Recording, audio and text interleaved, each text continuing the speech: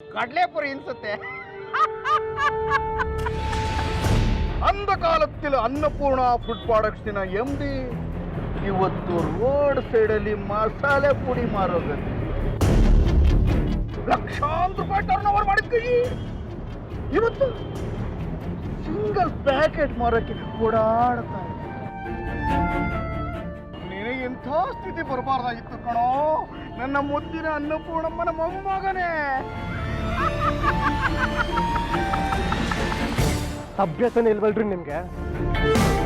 ಯಾವಾಗ ನೋಡಿದ್ರು ಇನ್ನೊಬ್ರು ನೋವಲ್ಲಿ ಖುಷಿ ಕೊಳ್ಳೋ ಪ್ರಯತ್ನ ಮಾಡ್ತೀರಲ್ಲ. ಹಾಗೆ ಮಾಡೋದ್ರಿಂದ ಅದೆಷ್ಟು ಥ್ರಿಲ್ ಸಿಗುತ್ತೆ ಗೊತ್ತೇ ನಮ್ಮ ಮಗನೇ.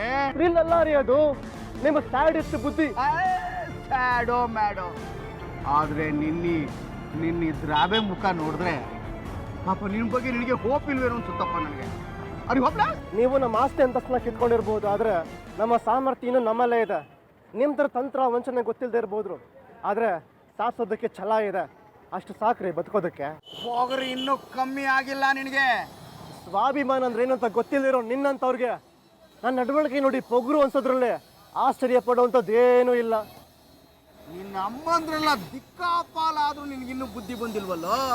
ಫಾರ್ ಯುವರ್ ಕೈಂಡ್ ಇನ್ಫಾರ್ಮೇಶನ್, ನನ್ನ 3 ಜನ ಅಮ್ಮಂದಿರು ವಾಪಸ್ ಬಂದಾಯ್ತು. ಇಷ್ಟಲ್ಲೇ ನಿಮ್ಮ ನರಿ ಬುದ್ಧಿ ಗೊತ್ತಾಗಿ ನಮ್ಮ ಬೇಬಿ ಮಮ್ ಕೂಡ ವಾಪಸ್ ಬರ್ತಾರೆ, ನೋಡ್ತೀರಿ.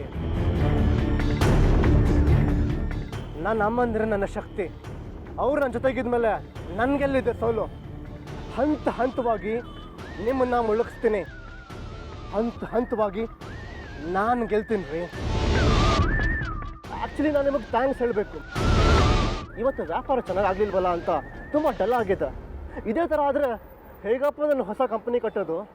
ನನಗೆ ಅಷ್ಟು ಅವಮಾನ ಮಾಡಿ ಮನೆಯಿಂದ ಆಚಾಟಿದ ಮನುಷ್ಯನಿಗೆ ಹೇಗಪ್ಪ ಬುದ್ಧಿ ಕಲಿಸೋದು ಅಂತ ಯೋಚನೆ ಮಾಡ್ತಾ ಇದ್ದೆ. ಆದರೆ ನಿಮ್ಮ ಈ ಮಾತುಗಳು ನನಗೆ ಚಾರ್ಜ್ ಮಾಡಿದ್ವು. ಕಷ್ಟಪಟ್ಟು ಬೇವರು ಸುರಿಸಿ ದುಡಿಯೋದ್ರಲ್ಲಿ ಎಂಥ ಥ್ರಿಲ್ ಇರುತ್ತೆ ಅಂತ ನಿನಗೆ ಗೊತ್ತಿಲ್ಲ ಅನ್ಸುತ್ತೆ. ಡೋಂಟ್ ವರಿ, ಇಷ್ಟರಲ್ಲೇ ಗೊತ್ತು ಮಾಡಿಸ್ತೀನಿ. ಬರಲಾ?